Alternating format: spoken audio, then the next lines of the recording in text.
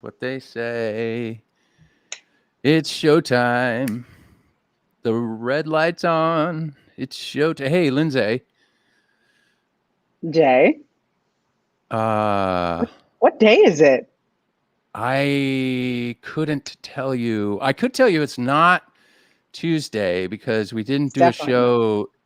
We didn't do a show yesterday at No. all. But Bob's back on the show. That's good. It's good to see you, Bob. Hey, man. Yes, I was back.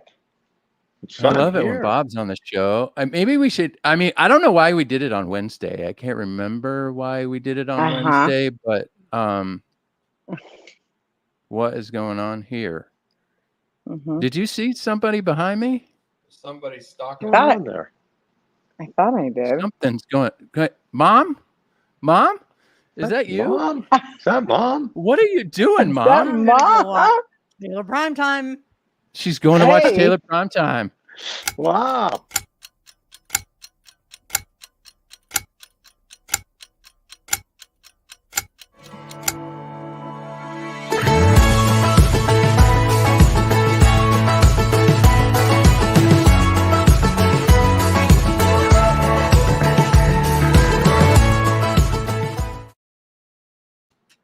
Take it away, Andy. What time is it? What time is it? It's prime time. It's prime time. What time is it? What time is it? Well, it's prime time. Oh yeah. Oh yeah. Ladies and gentlemen, boys and girls around the internet, it's Wednesday and it's prime time. I didn't screw that up. We're back for another round of rapid fire with Bob Taylor. Hey, Bob. Hey, Andy.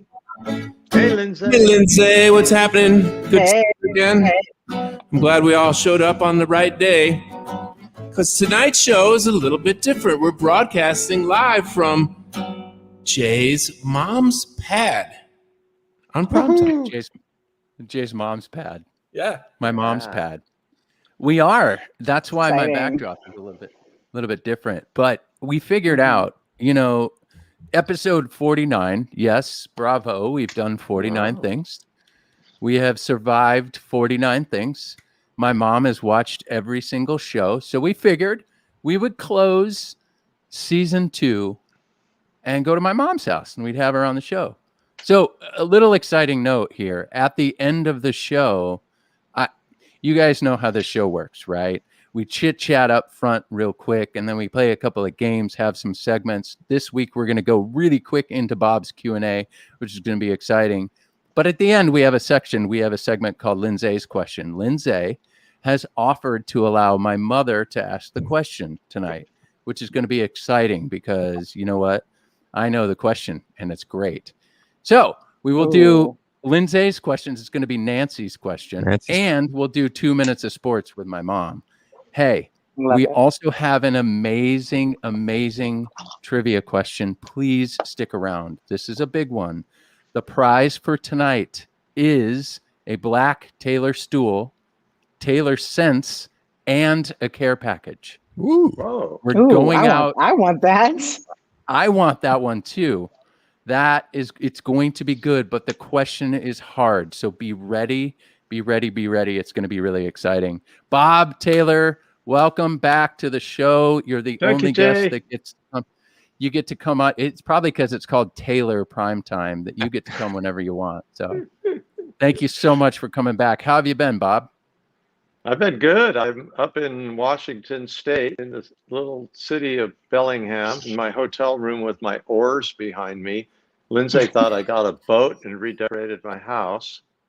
And so I'm on my iPhone and my AirPods in my hotel room with a little Wi-Fi. And I spent the day today at Pacific Rim Tone Woods talking wood. And it's the first time I've been up here since December of 19, pre-COVID. So it was fun seeing people. I think we have photos. Gabe, do we have photos of Bob up at PRT? What? Bob. Those are koa logs, Wow. you guys. sitting in the forest waiting for us to cut. It's probably about half of what we've brought in this year. And we've been finishing up one project in a place called Ho Now Now. And we've got, I guess, well, this was a ton of containers coming in. And it was the end of a 5-year project that we did with them to this landowner to thin out these trees and replant a bunch of trees, put fencing up, get the animals out, and regenerate the forest. And so it's been a really great thing. That's where we get our COA. That's what it looks like. All that stuff's going to make a lot of. We're gonna get a lot of COA questions right now. Get your questions ready for Bob. We're gonna get into a rapid fire section pretty soon. But let's dive into some segments. Bob, we have a game that you haven't played with us yet, and we're really excited about it. All right. Real quick, I want to remind everybody that Taylor Primetime Feed is a fun, loving, kind guitar nerd talk. This is a guitar nerd talk show. Keep the comments in the feed guitar related. Please, any derogatory terms, hateful speech, political items, you're going to get bounced. So please do not do that. We love having you guys here. Let's keep the guitar in Guitar Nerd. Thank you very much. Andy, we don't have any hate worth hugging. We got a little bit of hate, but I would love to, if you want to show the love, that would be fantastic. What do you think? I think that's fantastic too. Oh, I love it. Tonight's show is live from Jay's mom's place. So now she will be famous. The envy of all in her neighborhood. When the paparazzi comes, please don't blame us. Help us show the love around the Midwest. Hug a hater if you can. That's always the best. Show the love. Even when you're stressed in love, we must invest.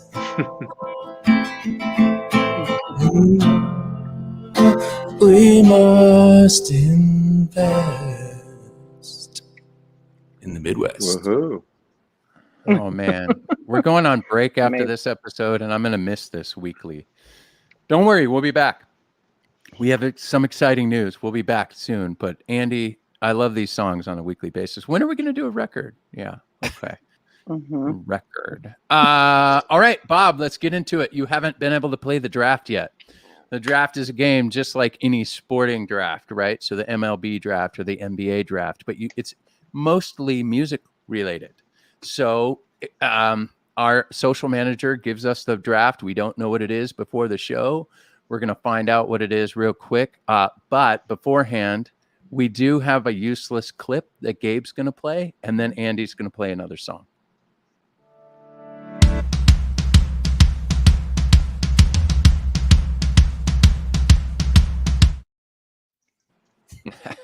It's still the best one, right? It's still the most useless clip.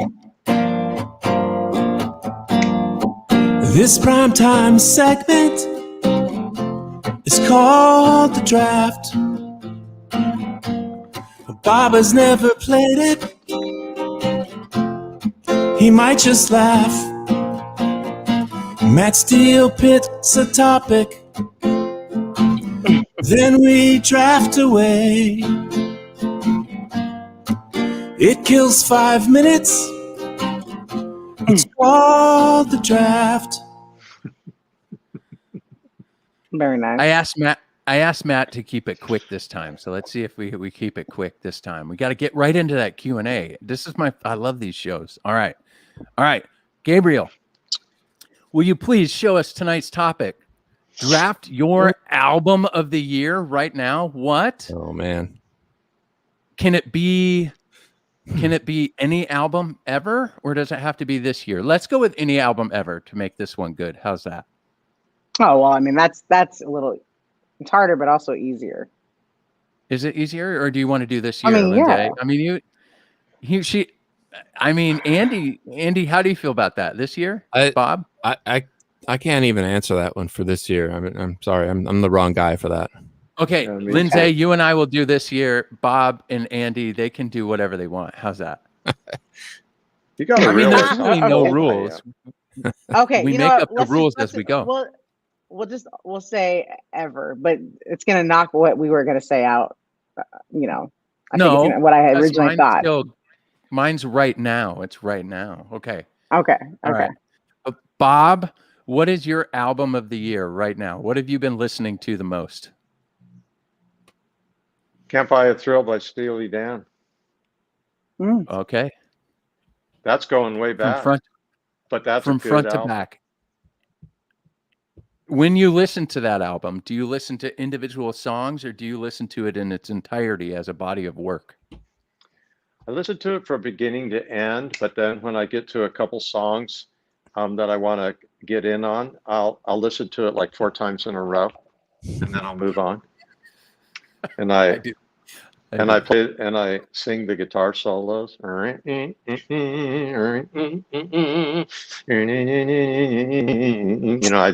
the all that. I totally geek out on it. Oh, it's so good. Show us in the feed. Tell us in the feed what your album of the year is. Andy, what is your album of the year? What have you been listening to? I'm going to go with stuff that I discovered this year or intend on listening to this year, but not really something that's brand new. I mentioned this one before. This is this EST Live in Hamburg trio record. This was recorded in 2007. So that kind of gives you an idea like how long it takes me to discover some music sometimes. But this record is awesome, and I love it. I recommend it. The second record that I'm going to get heavily into again this year is the Blue album by Joni Mitchell. It's the 50th anniversary of Joni's Blue record, and that is a treasure that everybody should experience. Yeah, I for a second thought you were going to say Weezer, but Joni Mitchell. I'm a big fan of Weezer, right? The Blue album's really fantastic, but I'm glad you said Joni Mitchell. That's for sure. All right, Lindsay, what is your album of the year? Yeah, I'm gonna go throwback since they're doing throwback. So I'm gonna go. I think it was Totally Cheated. So I'm gonna say Off the Wall. Wow. Should have been album of the year. And we talked about that, didn't we? I'm now giving it album of the year. Lindsay gives it album of the year. It did not get in. It didn't even get. Off the Wall is perfect from front to back. That is 100% true. 100%. What a bummer! Didn't get a Grammy that year for that. It didn't get a Grammy. Okay, I'm gonna go new because I can. I'm gonna go. Well, there's 2 records that I'm thinking of. You didn't say one of them, but I'm not gonna say that, Lindsay, because I know we have these inter-office conversations, so I know where you feel. It's a real close tie between 2 right now. But because I know you, Lindsay, and you actually introduced me to Judith, I'm not going to say Judith. I'm going to give that one to you. But I will say Joy Aladakun, 100%. I love this record so much. In defense of my own happiness, it's, in my opinion, perfect from the first note to the last note. It's mixed wonderfully. It's performed wonderfully. The songs are incredible. So if you haven't listened to this record, go listen to it. Joy Aladakun. We'll link it in the comments. You should go listen to it. It's fantastic. I shared it with Bob. What do you think about that record, Bob? Oh my goodness gracious. It's so good. Her voice. Yeah. Her guitar. It's magical. The songs, the lyrics. It's really, really, really good. It's poetic. it's poetic and musical justice. So in good. It's So so good. wonderful. And the comment that Bob made when I shared it was actually I've been meaning to pull this up because I want to share it. This is who we get to work with. This is who our fearless leader is. It also, every time I see her and see people like her, bolsters my belief in the unique power of guitar. There's no instrument that compares. It's here to stay. That's so true, Bob. Yep. When somebody can just pick up a guitar, she plays a Gibson, and it's perfect for what she does. So go listen to Yeah, the everybody doesn't have to play a Taylor. You know, I'm sure people think that every time we see an artist, we're like, we've got to get them on a Taylor. I'm like, no. She's playing a guitar, man. She's telling her story on a guitar. It's crazy. It's so good. Well, that's the draft, this week's draft. We got in and out of the draft because guess what? It's time for rapid fire. Andy, do you have a song? Oh, he keyed up his lyrics. Do you see that? Fancy.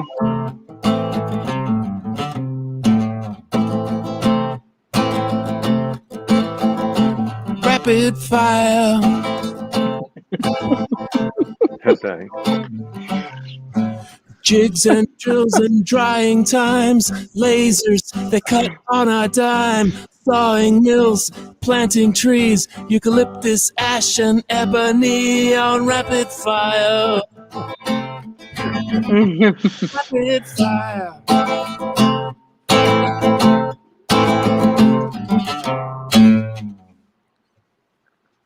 Yeah, so I can't wait to get into So rapid good. fire, but real quick, when you go to your mom's house, she starts pulling out the old photos, right?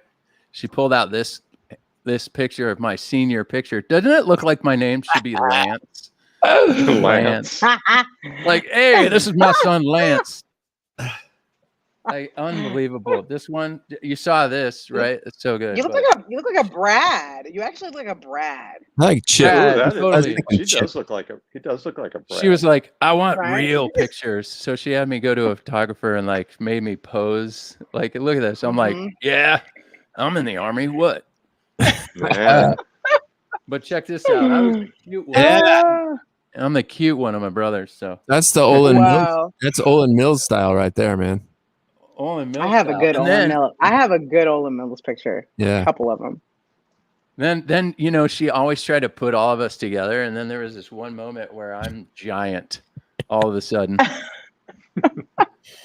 Like, what, Mom? These pictures. We got one in the hallway. I wish I should rip it off the wall. It's like the total Olin Mills. Like, we're gonna meet in the middle of a park in the grass, and we're all gonna wear these sweaters. And my mom had this like killer like red sweater vest on when all of us boys had.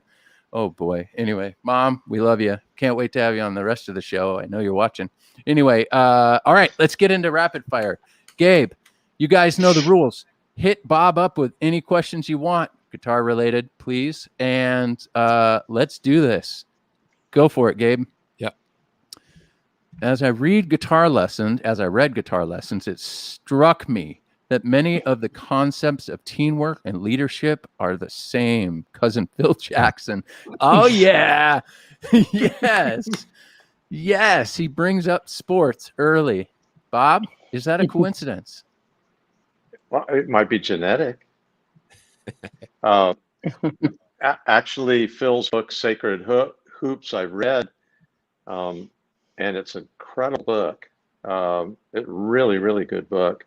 You know, he believes that you got to have the star of the team and let him be a star, but that star's not going anywhere without the team, you know. And I really like that. And he wants people to play well together, respect each other, you know. But Phil and I have never discussed either of our management styles. I mean, we've never had that conversation together. But there's probably some family influence in there. So yeah, there's some similarities. Phil Jackson. Come on. That's a good That's book so you wrote. cool. I know, it's really incredible. Lindsay, have you read it? It's great. I have not. I'm gonna pick it up. So I would totally agree. There are some similarities. Like when you read it, you will then go, oh. But I didn't know until I read your book, Bob, the foreword. When I read that, I'm like, and I said to walk around and ask everybody, like Phil Jackson? I thought there might have been another one. I don't know. So Jay, I feel like you wrote that question just to talk about sports early in the show. I Yeah, didn't write the question. I didn't write the question. Yeah, I think That so. was not a plan. However, it was in the feed before we went live. I did notice that. So, all right, Gabe, what's next? Why does a damp sponge set up such as a planet waves humidity? Huh? Why does a damp sponge setup, such as the planet waves, Got humidify it. the inside of the guitar, but once dry, it apparently Got doesn't it. pull moisture from the guitar? Okay, that's easy because the two of them are in equilibrium. So what happens is you put a damp sponge in there, and if the wood is drier than that, it will absorb moisture. Now, eventually, Lindsay knows this. You'll open your case one day, and that sponge is no longer dry, and that's when you want to quit doing it. But in a way, if you had a very wet guitar and you put a bone dry sponge in there, like a big one, it would become moist. It would work the other way because things they equalize in humidity if they're in a closed place. If you put a wet paper towel and a dry paper towel in a Ziploc and come back an hour later, you won't have a wet one and a dry one. You'll have two equally damp ones. That makes sense. It's a good Yep. question, actually. Great Mhm. question. Mm-hmm. Bring it, Gabe. Hi, Bob. Since proper humidity is so important to the care of a guitar, will Taylor Guitars ever install the Taylor Sense in every guitar manufactured? That's a good question. Ever is a big, long word. So I won't say no, but right now the cost of that would kind of blow a lot of guitars just right out of their price point. So there's an economic thing. I mean, it used to be you buy a GPS that was the size of a Volkswagen, put it on your ship, and know where you are in the ocean. And now it's in like everything that we buy. So a lot of it is just the volume of what could be created. But, the price of those things could come down. But you have to realize that across the whole range of guitars, if we put one in every one of those guitars, we wouldn't be able to recover that money because Andy would agree with this. You can't just take a guitar and charge more money for the next thing you put on it. You go into a lot of taco shops now or hamburger shops, and they say, because meat is in a shortage and we're paying a premium for it, the price for hamburgers today is going to be higher than what you see on our menu board. We don't get to do that with guitars, So I will never say never, but I don't see it happening very soon.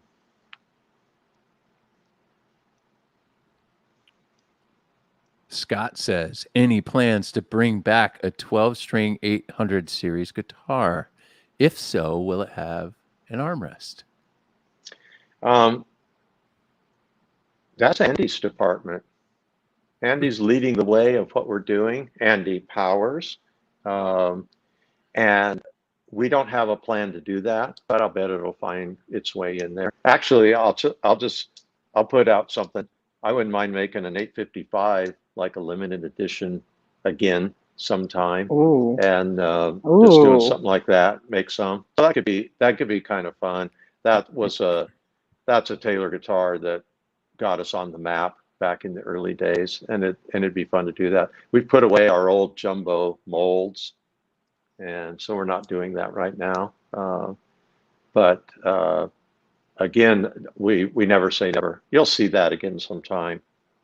It's hard, Andy Lund can talk on this topic, but it's hard to have every guitar that you could possibly make available all the time. Wouldn't you say, Andy? It's difficult enough when times are more normal, right? Yeah. Yeah. It's really hard to do then. At this point in the history of our manufacturing, we have to decide on how we can please the masses, and more people want to make sure we have GS Minis available. More people want to have 814 CEs. I think that that 12 string would be super cool to have, and even like the 858, which was for a minute that was a cool guitar also. But yeah, That was we'll awesome. get back That to was it. a cool guitar. It'd be cool to get one with the old school, the mustache bridge. Yeah, we were talking about Oh, that just yeah. a week ago in El Cajon. Mm-hmm. It's You know great. that guitar that we presented Kurt Yeah. Yes. in our ESOP gathering the other day? The one that I found where he made the body. We called it a 945. So that was a 6-string jumbo with abalone all over it. I don't know how many of you got a chance to go up and look at it, but people don't know that Kurt made bodies back in those days. And that was a nice guitar. And it's pushing 46, 47 years old.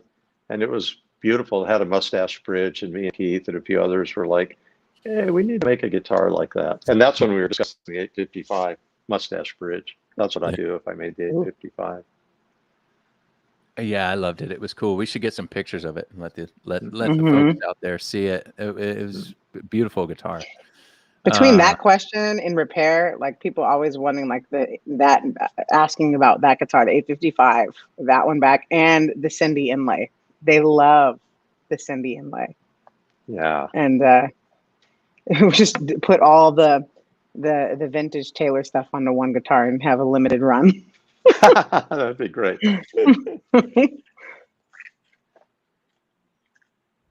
All right. Jay says, "Hi, Bob. I was wondering your thoughts. Your thoughts are on current state of affairs with tone woods. I just picked up an 8017 and I'm intrigued and blown away by the ovencal and eucalyptus used." Yeah. Current state of tone woods is stable but ever changing. And big giant trees, I can't even get big and giant on here, are fewer and farther between.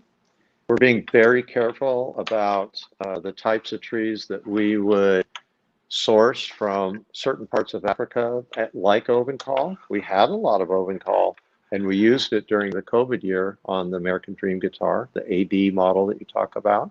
And we're making so many guitars right now that we literally can't put ebony on every single fingerboard. And so we've been working with our partners and colleagues in Spain to do like a process where we color the eucalyptus, which is a very nice fingerboard, and it's plantation grown in Spain, and it comes to us a deep dark rosewood brown, and it's not a tropical wood, and it's easy to cut, easy to source. It's right there. And so we're using that on some of our guitars, some GT models, some American Dream models, maybe something else. We'll see more of it, because there's just a hard limit to how much ebony we can take out of Cameron to put on guitars. We're making a lot of guitars right now, more than I ever could imagine that we could make. And so you got to get another fingerboard wood, and we don't really want to go into the next tropical forest wood to do that.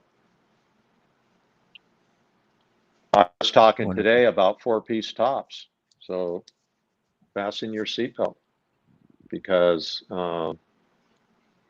big trees, the population, just people, are starting to rise up against the cutting of big trees in Canada and Alaska. And I think that's cool. You know, when you think about it, old growth spruce trees that are as big as they come, there's a limited supply of those things. But there's smaller trees that are the right age to be able to grow and renew. So in the next couple of years, we're going to be seeing guitars with 4-piece tops, and they'll be beautiful. They're not going to have 4 stripes on them. They'll probably be better in some ways because we could control the grain evenly across the top, and Taylor will pioneer it. We don't mind. We don't mind being the first on these things, and so we have to stay ahead of it all the time, knowing what's coming down the pike. And in other news, there's some other great woods coming back on the menu that you'll be seeing in guitars, like the Honduras rosewood, which is our favorite of all the rosewoods. We worked really hard. We've been down in Belize. We found good, long-lasting, sustainable is such a, I don't want to throw that word around, but there's a, done properly, there's a long supply that kind of stretches from here to you can't see the end of it if you don't take too much. And it's our favorite rosewood. It's what they use for marimba bars. It has tone, right? And so we've been getting that ready, and we'll start seeing guitars on that. So, you know, we're able to get some really traditional woods back on the menu. It's a never-changing world. I have a question. The picture that you showed at the beginning, Jay, of the koa, Bob standing in front of the koa, was that taken just today when you were up there at the visiting, or was that an older picture? Just a few hours ago. So how long will it be until those pieces of lumber are actually guitars? Estimate. I know that you can't figure that out exactly, but the process for taking that from the state that it's in now to actually shipping it to somebody. 6 or 8 months. 6 or 8 months. More or less. If there's a particular piece of wood that we really need, like maybe there's a width or a color or a grade, they may dig through that. Like there's one, we'll cut that right now, we'll ship it down, we can put it on the streamlined production to keep from having a brownout of certain models. Right. But on the average, it's going to be 6 or 8 months before that's turned into a guitar. Right now, we have a huge shortage of GS Mini tops out of koa, and so we're going to concentrate a lot on that. And then, I don't know, the koa guitars are popular. We make a lot of them, and every time we sell one, rather than relieve the demand on it, it kind of increases the demand on it. So in that regard, we try and do our very best in the islands to do the proper type of logging and restoration that we know that we need to do. Also, we planted about 9 or 10,000 koa trees on our own property just in the last 3 or 4 weeks, and now we're all sitting around and inspecting it real closely. And this wasn't like go out and plant some trees like you do in your yard. This was scientific. The grids were laid out. The trees were selected. The seed was selected. There's so much to it that it boggles my mind. We've got some great people on our team. And now we're doing all the assessment of the whole thing. What's the mortality rate? Which seeds work? What could we do better? You know, sometimes it's the luck of the draw. You're planting on a week that you know it's going to rain, and then it doesn't rain, you know, that type of thing. So it's farming, and sometimes everything goes your way and sometimes doesn't. We have about 10 more days that we do our final 30-day assessment on the survival of all those trees. And if we don't have all the success that we hope for, we may have to skip a year of putting in new trees until we repair and get that all the way down. I liken it sometimes in reading a book that's complex and you have to read the first chapter 2 or 3 times before you're like, okay, now I know what they're talking about, and you can go on and read the rest of the book. Well, I have to do that. I don't know if anyone else in the world does, but sometimes I'm like, okay, I'm starting to get into this, but I don't really get what happened on the first 40 pages, and I go back and read it again. So yeah, COA is a big deal for us. Hey, Ramsey. You know, Ramsey's joining us. That's awesome. kind of piggybacking off that question and your explanation, if you can answer this, what is like in a perfect planting situation, what like outcome, what is the mortality rate of, or like you plant 10,000 trees, how many would you expect to die and call it a good planting? Does that make sense? Great question. Great question. Well, I would say we put it in this property that we own. We have 600 acres that we're reforesting back into the COA forest was 100 years ago. And we're going to put 180,000 trees on it. So we got 10,000 done. This time it was our first planting. And part of it is a seed garden. Very specific trees to produce seed, very specific seed in the future, 5 years down the road, I would say. We would have been real happy if there was a 20% mortality rate on this planting. But we also think we could get it down to maybe no mortality. That's what we really want to know. And sometimes there's just luck involved, but other times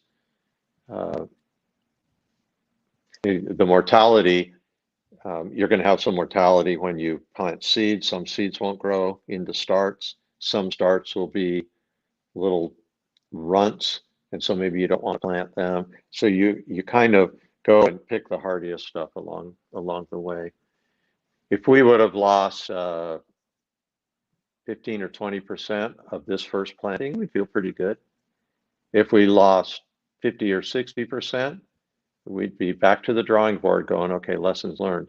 And I'm telling you, we've got 4, 5 foresters, horticulturists, seed specialists on our team that really know what they're doing. So we're stacking the knowledge as deep as we can, but we're also doing stuff that has never been done before, right? And so we're trying to make trees that resist the viruses that are now on the island that didn't used to be there. And so take advantage of a lot of real interesting work that's happened on the island.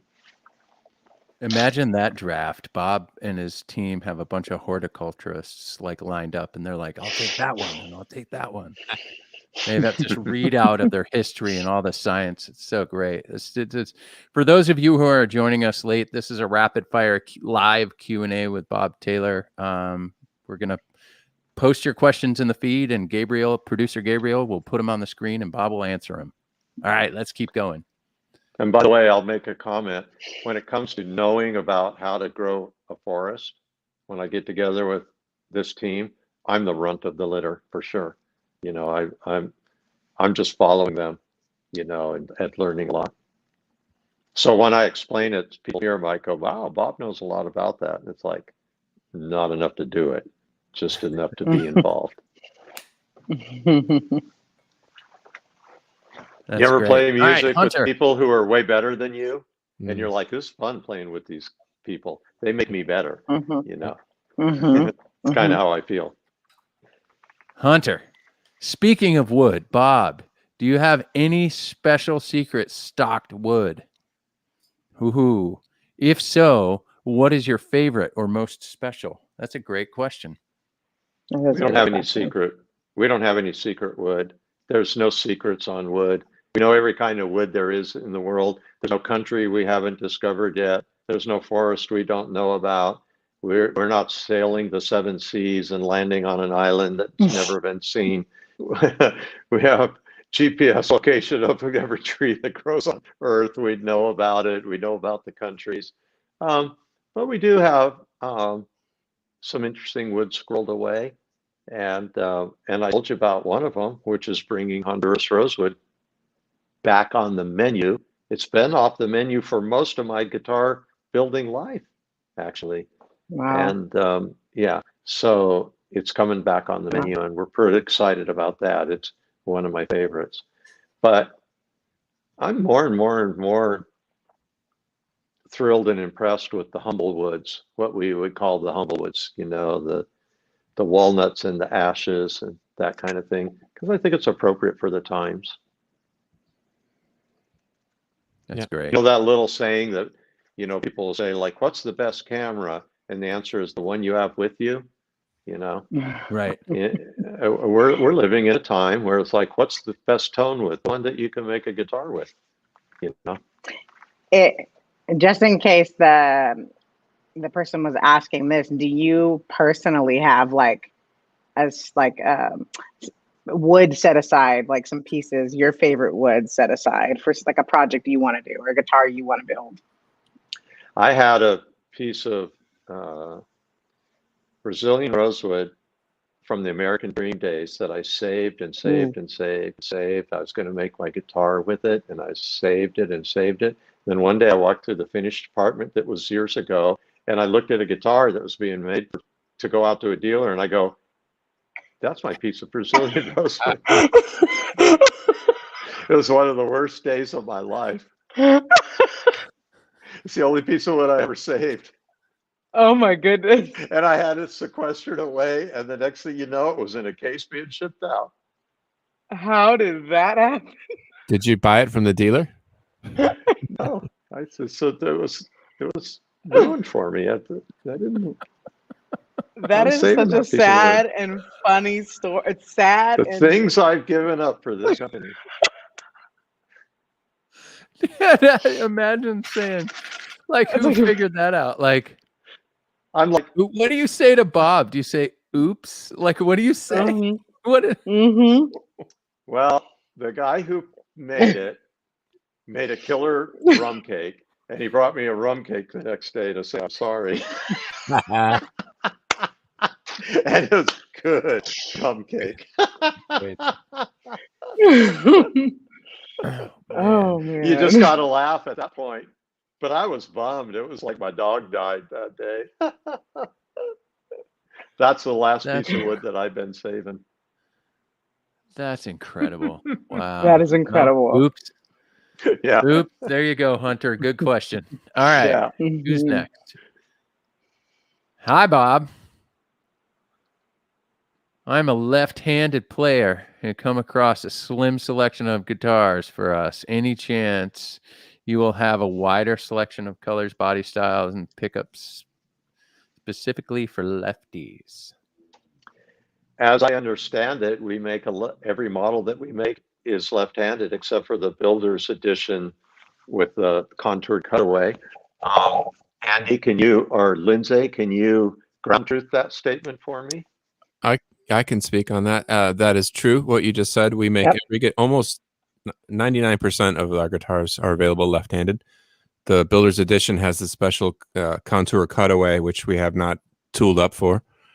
The problem and the reason that she is seeing a low selection or a smaller selection is that it's harder to get dealers to invest in left-handed guitars and convince dealers that there are lefties out there and that they should be treated equally.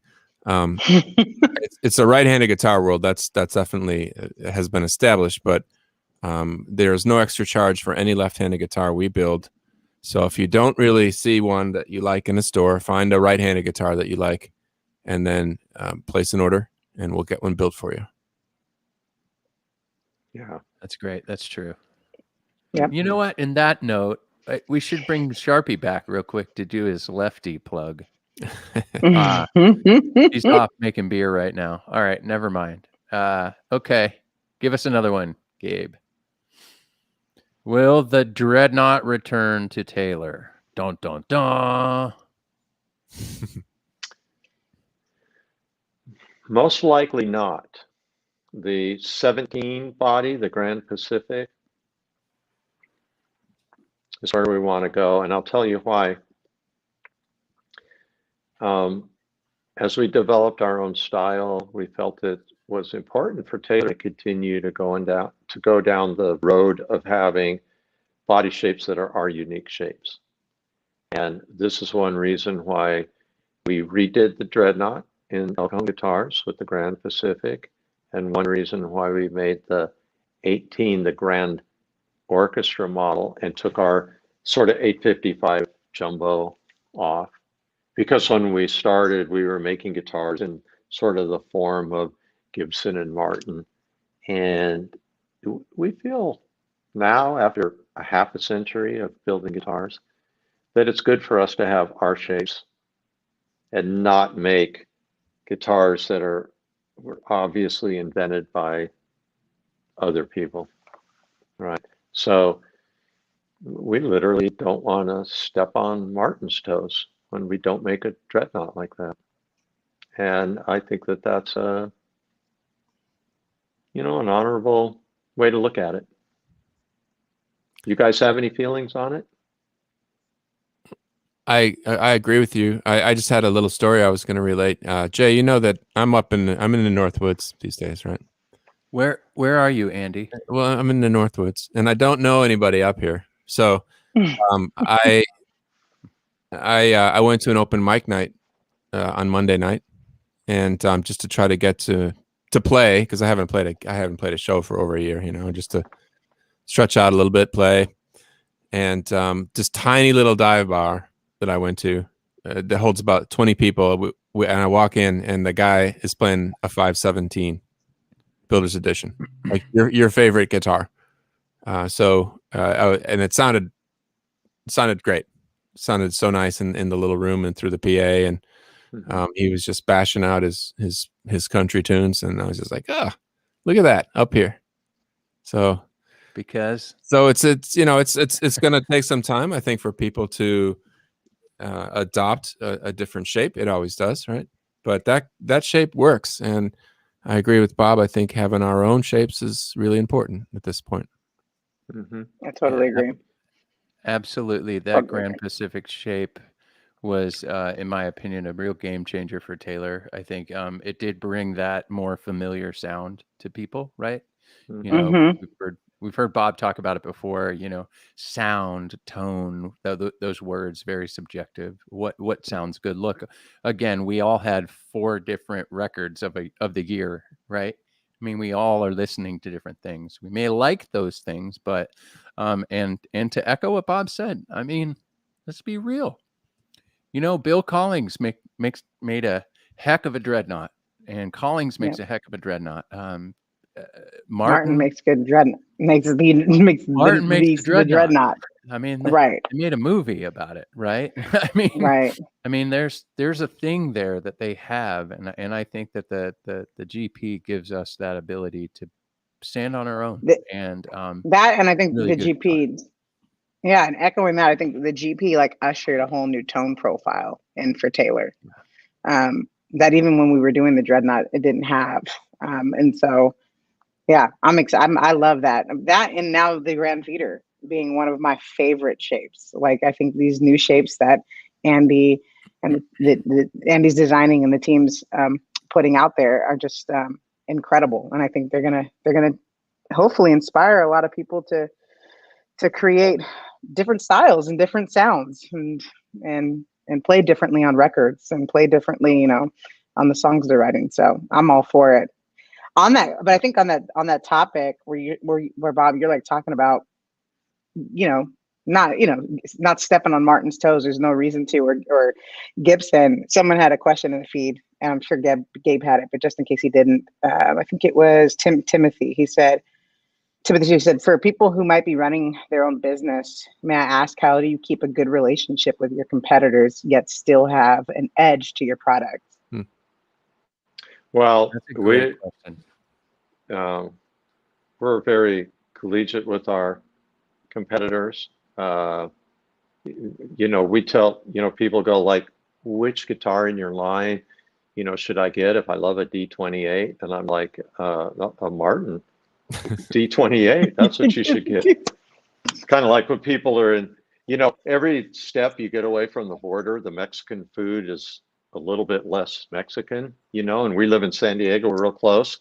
But even so, someone's like, so where do you get really great Mexican food in San Diego? And, often I'll go easy, Tijuana, I mean, if you really want the real stuff, just go across the border because it's different.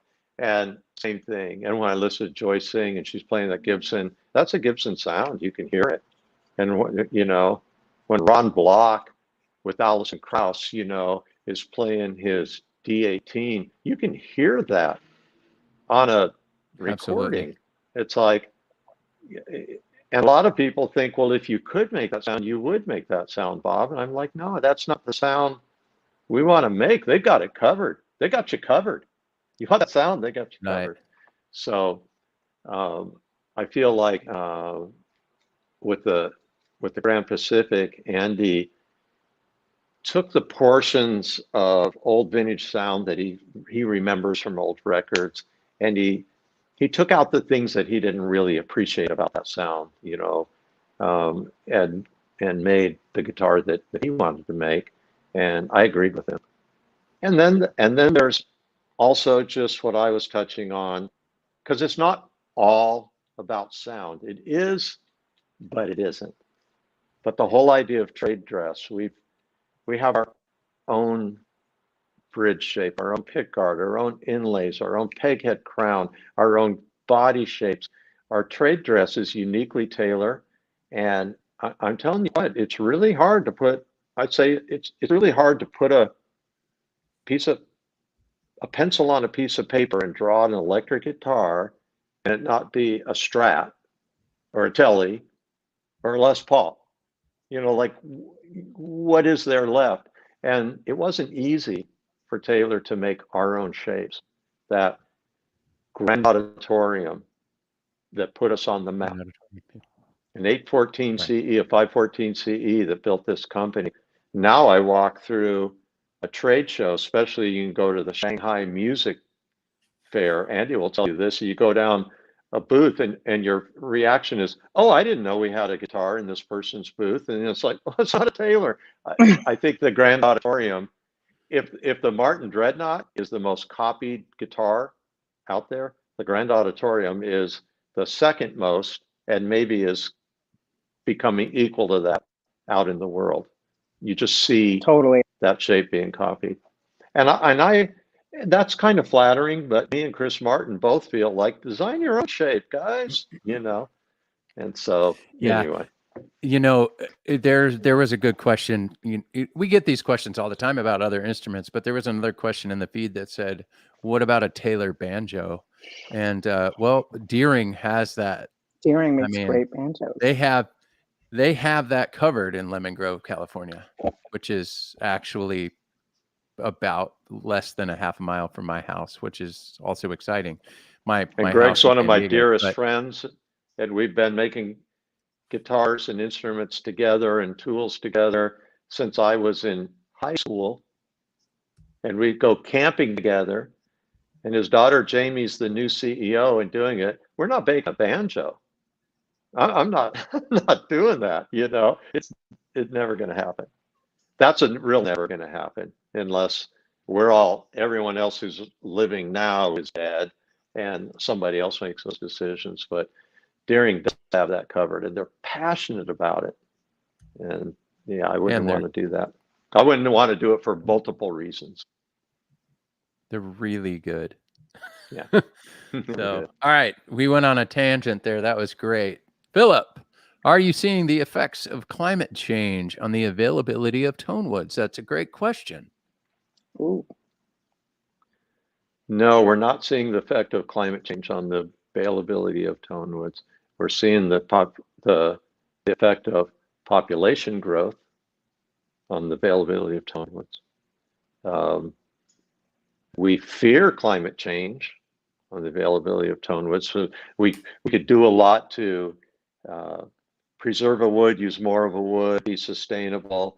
But if climate change is going to happen, that's a juggernaut coming down the road that's going to upend all of our efforts, yours, mine, all of our efforts on anything we're doing. But I think that we'll continue to find ways around that. I mean, when we plant trees, for example, in Hawaii, we picked property that we thought would be less affected by climate change if it really takes over. And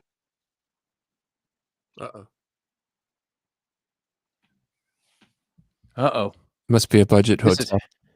It must be a budget hotel, yeah. He's in the northeast woods too. Let's take guesses.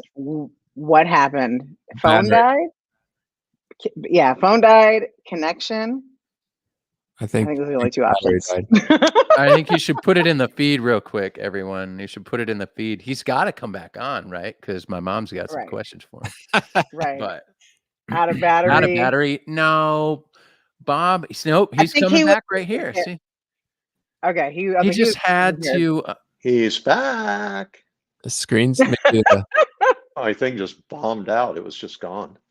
Uh-oh. It kicked you off. You there, Bob? Yeah. You guys are frozen. Here we go. Oh, no. Are you good? I'm here. You guys are all rebooting for me and coming back. Okay. Here I am. Okay. We see you. You have me? We got you. We got you. We might be on just straight up disappeared.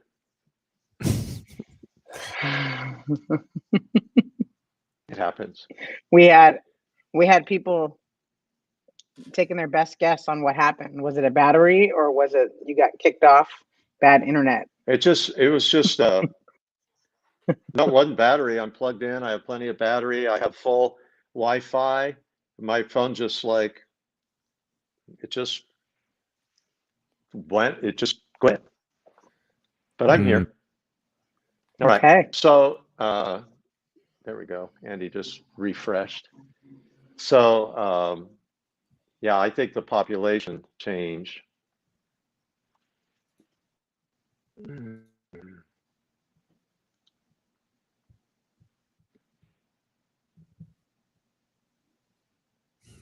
Maybe he should go.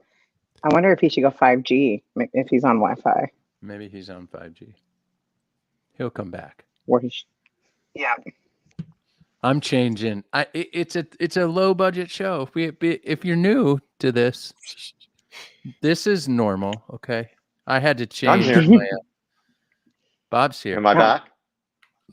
Your voice is back. Your image is frozen. Is it? Yes, okay. But it's a really good freeze. It's a great image, actually. It's quite flattering. It's really all that matters is that we're all in this together, right? Yeah. Well, let's see if my image unfreezes. Can you hear me for right now? Yes, which is so good because I mean, we should take a screenshot so we can email it to him. Hold on, I'm on it. I did it. I got it. We can turn this into a Christmas card for primetime. Card. Yes. Oh, absolutely. Hey, will someone take a picture of us freeze frame real quick? All of us. Hey, everyone, freeze frame. Okay, Gabe.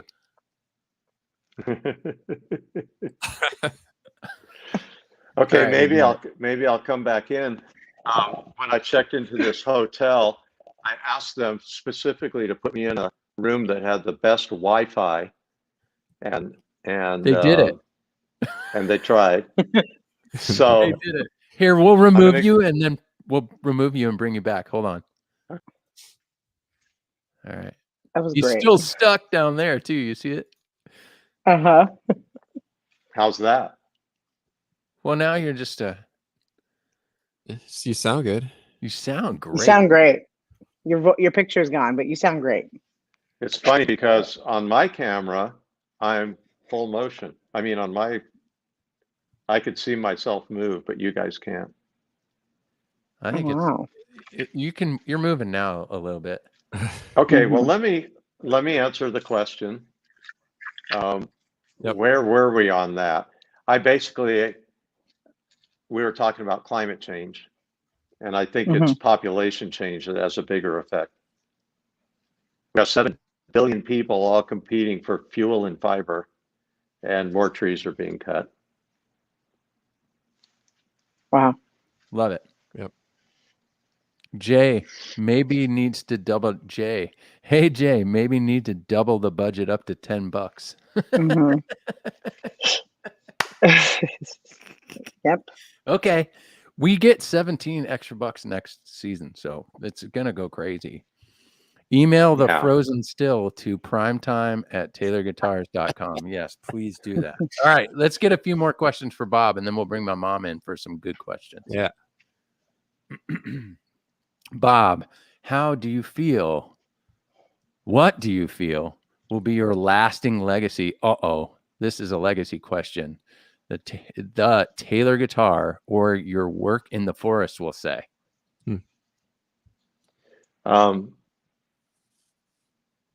I think it'll be the guitar.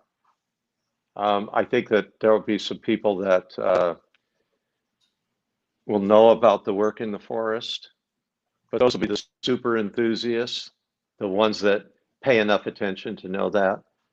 But my goal with guitar is just to leave it in better shape than I found it, and I think that'll be a good legacy. Wonderful.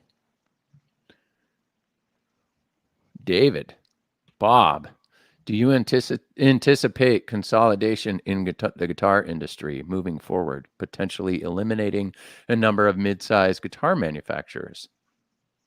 No, I think they're going to thrive. As long as there's somebody that owns that company that loves doing it, they're going to thrive. It's hard to kill a guitar company because people do it because they want to. It's not, that's, they're addicted to building guitars. And so, no, I don't think there's a consolidation coming. Wonderful.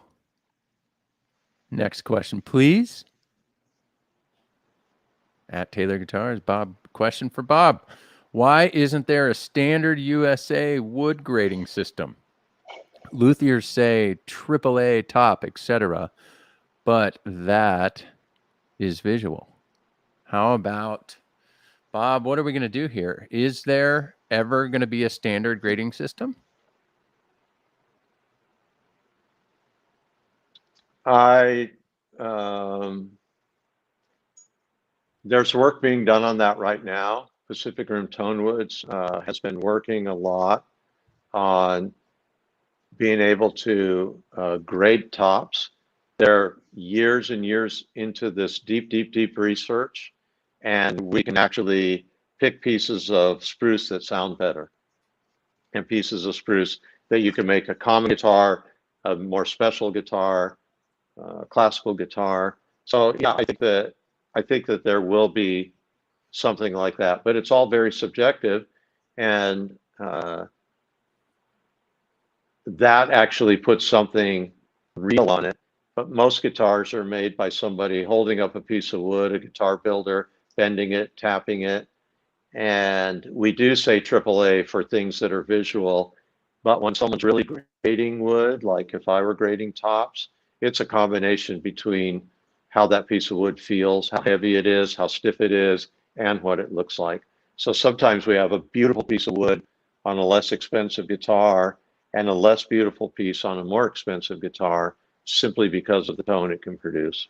So there's some of that going on behind the scenes. That's great. Next question. Many brands such as Bourgeois and Breedlove have shifted production over to China. Will Taylor also consider having factories in China in order to remain competitive? No, we're not considering that. That was a mic drop. Nope. Yeah. All right, next question. Philip, how would cypress be as a tone wood? Ooh, that's a good question. Mediterranean cypress is used on flamenco guitars for the last several hundred years. It's a great tone wood. It's hard to actually get.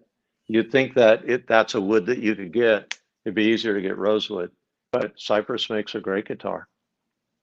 I don't I have think a that we'll use it on steel strings because the little bit that's available is really, it's directed towards the flamenco guitar market and the classical guitar market.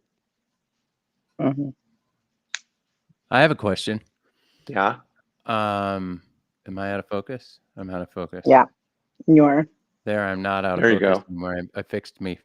See, this is how budget the show is. It's so good. I'm You're excited that focused now. we did 49 things. Anyway, Bob, how do you fit all of the Tonewood knowledge in between your ears? Because Because it's just not that much. really. No, it's really there's plenty of room in there because it's just not that, because basically I'm making it all up and I don't even know what I'm talking about, you know. I'm sure I've No. seen that on social before. I've seen that before. Bob doesn't know what he's talking about. No, because I've been doing it for 50 years, I guess, you know, it's pretty easy to talk about for me. That's so funny. great. All right, let's do 3 more questions and then we'll have my mom come in. How's that? All right. Rich, what would be Bob's preference of woods on a guitar from neck to body to top? That is a good question, Bob. Go for it. I love mahogany necks. I just love mahogany necks. I love ebony fingerboards on acoustic guitar. I love mahogany bodies. I love rosewood bodies. I love both of those. I love walnut bodies. I can't pick one. Spruce tops are great. But if you're going to offer me a color guitar with backsides and tops, I'm going to say, well, yes, of course. You know, so you're not going to get. There is nobody on this show that's going to tell you the best wood for a guitar or their favorite wood. It's not going to happen. You know why? Because we have our favorites, right? And then all of a sudden you know, we have this fella named Andy Powers. Don't know if you know him in the feed. You should check this guy out. He's pretty smart. He was on the show last week. All of a sudden you guys in the you know, team put together like the GT Urban Ash, which is now up there on my all-time guitar list. I think that guitar is just spectacular with eucalyptus on the fingerboard. What?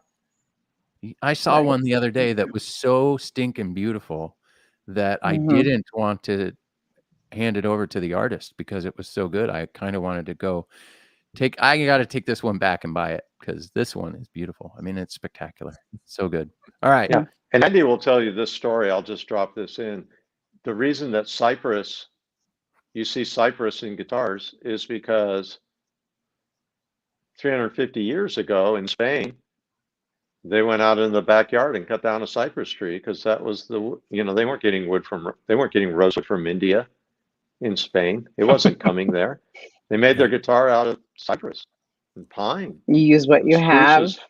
Yeah, they used what was in the backyard. Yeah. And so as we use things like ash or walnut, we're using what's in our backyard. They're totally legit.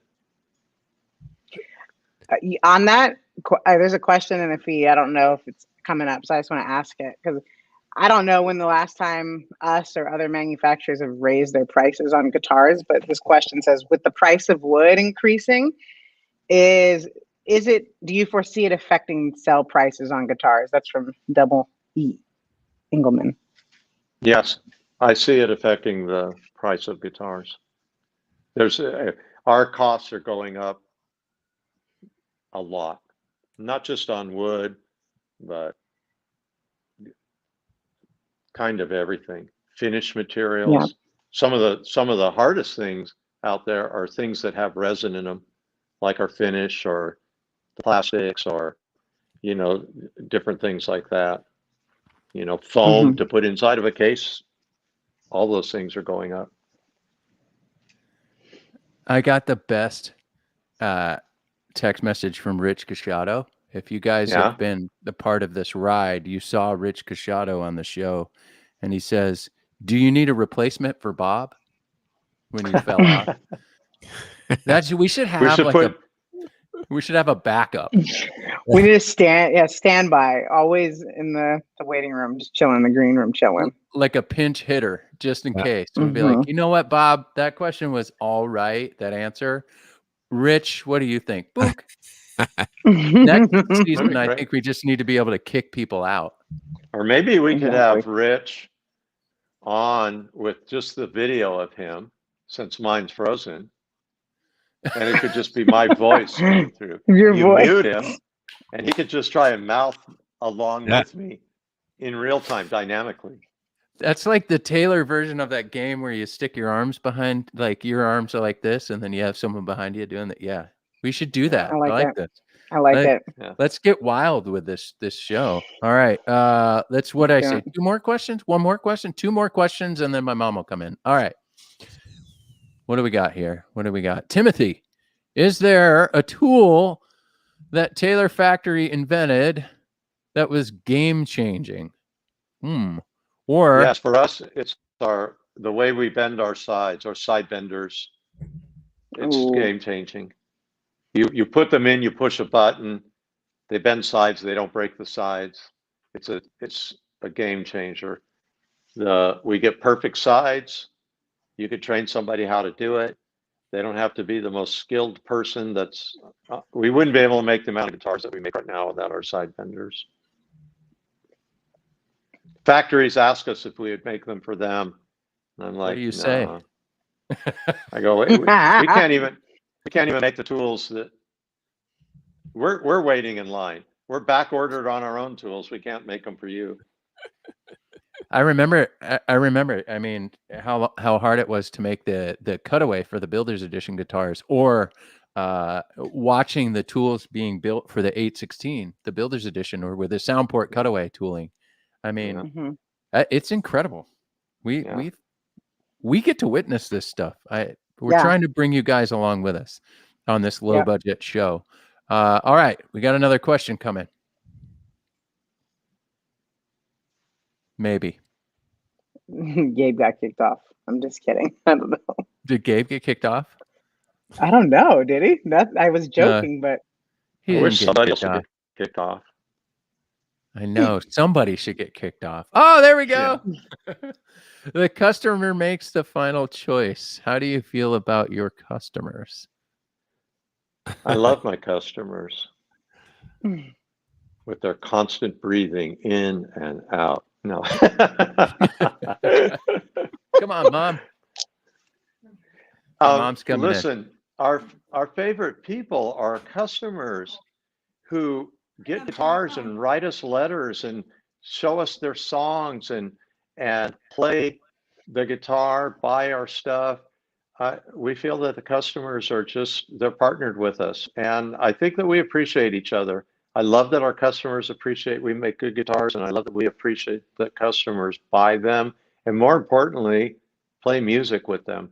And every one of us on this show have learned or have had so many letters from customers that talk about how meaningful their guitar is, not that just they like it or that it's a great guitar, but what it actually means to them on a personal level. And that's super rewarding.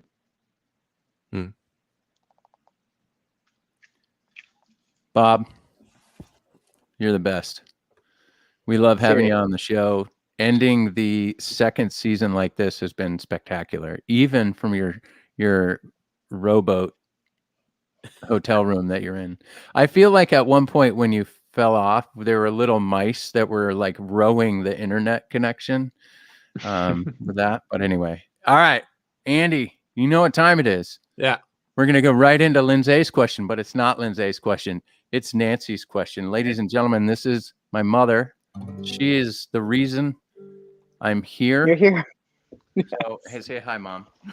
Hi, Mom. She's also the reason why I'm the way I am. So, Andy, let's get to it. Nancy's question. It's Nancy's turn to ask Bob, will it be hard Or will she throw him a lob? It won't take long, so don't go too far. She's just trying to know who you are. Who you are. Oh, you ready, Mom? Fire Yes. away, Nancy. Hello. I have read your book, and on page 6 of the first chapter, I read something, and this is my question for you. What have you applied recently, most recently, that you learned 30 years ago? Oh, What have I applied most recently that I learned 30 years ago? Let me think about that. To me, it always ends up coming down into the arena of attitude about how you're going to solve a problem. And so to me, most of my answers come in some sort of philosophical way that ends up manifesting itself in a like a real solution. And I'm telling you what, today we're talking about mortality rate in trees, and a lot of people with opinions about how we're going to plant this stuff. And today it was like, you know what? If we just have to do it again, and we have to do it again, and we have to do it again. 30 years ago, I learned that we can succeed if we just keep trying, right? And we're applying that today, a couple hours ago. Hold on. You're on mute. You're on Oh, mute. oh, You can say it again. okay, good. Thank you very much. That was a good question, Mom. that was a great question. really- That was a great question. Really good question. You got a lot of people in the feed. You see there? That's the feed that I get to see. Uh-huh. Look at that. You dropped the mic. That was a good question. Okay, I have another question. Mhm. Yeah. Oh, I have a trivia question. This is about, what does Jay not know about his mother? I don't know. oh, What do I not know about you? Don't put me behind a mic. Oh. What are you going to say now? Okay. Well, I wanted to say, Lindsay, you have the Yes. most beautiful voice. Wow. I've Oh my enjoyed listening gosh. to you sing.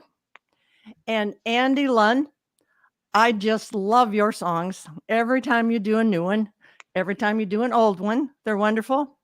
And Bob Taylor, thank you for being so kind to my son. Yeah. Oh, you're Oh. welcome. Wow. That's the sweetest thing. You're our biggest So fan. We sweet. know that. Jay's your biggest fan. I can tell you that about your son. Jay that talks about you all the time. It's the sweetest thing. And I think your guys' relationship is really one that's exemplary to all of us. It's just wonderful. Thank you. Hmm. My mom's pretty cool. Thank you for that. That was great. And For I did sure. not know to not put you behind a mic, but don't put me behind a mic, because I guess know. what time it is, Mother? It's time for my favorite part of the show, Mom. You know what time it is. Gabriel, roll the clip.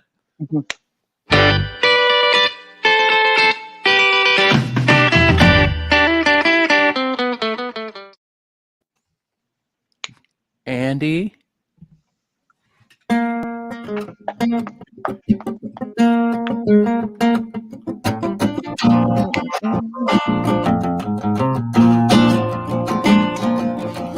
2 minutes of sports, or maybe it's 3. Tonight Nancy talks about her favorite moments and memories, her greatest teams and rivalries. It's a good idea, cause Bob doesn't care about hitting golf balls for the Chicago Bears, plays of the day, or who did score. Take it away, Nancy, you've got the floor on 2 minutes of sports. It's so good. It's so good. I see, Mom, Bob, the best. I was in a, well, I can't remember. I believe we were in Atlanta once, and maybe I told this story before, but I brought it up, and I said to Bob, "Yeah, I mean, your cousin is Phil Jackson. You know that, right?" He said, "Yeah, your cousin Phil. I know. I still don't care about sports." So Wait, it's a handoff. He's happy for this moment. But Okay. Mom, we're going to talk about it. I got a question for you. What are your 3 best moments in sports? What are your 3 best memories? What are your 3 best moments? What do you think? In 2018, I went to the induction for the Hall of Fame for Baseball. baseball. Yeah, baseball. And it was for Alan Trammell and Jack Morris. That was Ooh. huge. Would you say you get baseball? I get baseball from you? Yes, because one of my memories, one of my fondest memories is when my boys all played Little League, and I was their biggest fan, but I didn't say bad things and I didn't holler. I just talked to my boys behind the backup. Backstop. Backstop. I got a story. Once I took a pitch to the face, and my mother walked behind the backstop, and she comes, and I was 11 years old, and I was huge at 11 years old. I was just at 6 feet about. So when all the rest of the little kids were wearing little uniforms, we had to go shopping for like adult size uniforms for this dude. And I crushed the ball. I hit really well. Anyway, but I get hit in the face. Mom calls me to the backstop, and she ever so kindly says, "You okay? Well, we can go home if you want, or you can take your base." And she looked at me with that mom look that moms do. And I took my, okay, I'll take my base. But that moment was one of the moments in my life where I realized when you fall, you're still moving forward, right? When you fall on your face, you're still moving forward. Who said that? Ben Franklin or something like that, right? But anyway, and there you go. Mom, what's the other one? The other one is that we lived all over the United States. And so every single baseball game that we went to is my favorite moment. Ooh. Every game. Every game. That's my problem. Yeah. That is my problem. Fun see where you got it now. Yeah, you can stay here, Ma. You can stay here. We're Fun- going to do some fun- trivia. fun Ladies and fact gentlemen, about- thank you. Oh, he can't hear us. Who? You. Fun fact about Alan Trammell. You know, he's a San Diego native. Went to my high school, Kearney High School, and he redid our baseball field. Worked with our team. He's a really nice guy. Lindsay saying she knows Alan Trammell. Oh, really? No, I don't know. No, that's an exaggeration. But okay. Exaggeration. I was dreaming that one up. Like, you got this dude's number? Totally. No. You got this dude's number, huh? Anyway, my mom called me that day. We FaceTimed a bunch from the Hall of Fame induction. That was a special moment for her for sure. Mhm. Wonderful. Yep. Well, thanks, Mom. You got to hang out now because we have trivia. Okay. And the trivia question is really exciting. The trivia question, we went deep on this trivia question, actually, because the prize is so big. Okay. Remember at the beginning of the show, I told you what we're giving out for a prize. We are giving let's get you in the frame a little bit more, Mom. Come on, join me. Anyway, and we are giving away a care pack, right? Going to have some cleaner, some rags, maybe a tuner. We're going to give away a Taylor Sense battery box and a stool, a black Taylor stool. So you guys better be ready for this one. There are rules to trivia, as you know. Gabriel O'Brien, because he's our producer, and Paul Tobias cannot answer the questions. All right. If you win, you got to be the first in the feed to answer the questions. If you win the question, we only have one tonight. If you win, send us an email. We'll pull your name onto the screen. You'll see your name, and then send us an email to primetime@taylorguitars.com, and we'll get you squared away. All right. You guys ready for this question? Ooh, I think we need a drum roll. So Andy, 1974. Now you see it, Mom. This is what happens every time. 1974. All right. So Andy, we need some music for this one. We might need a loop for this one because this one's good. Gabriel, are you ready to show us the question? Maybe. What artist helped inspire the creation of the T5Z? Whoa. All you Taylor folks out there, hopefully you know this.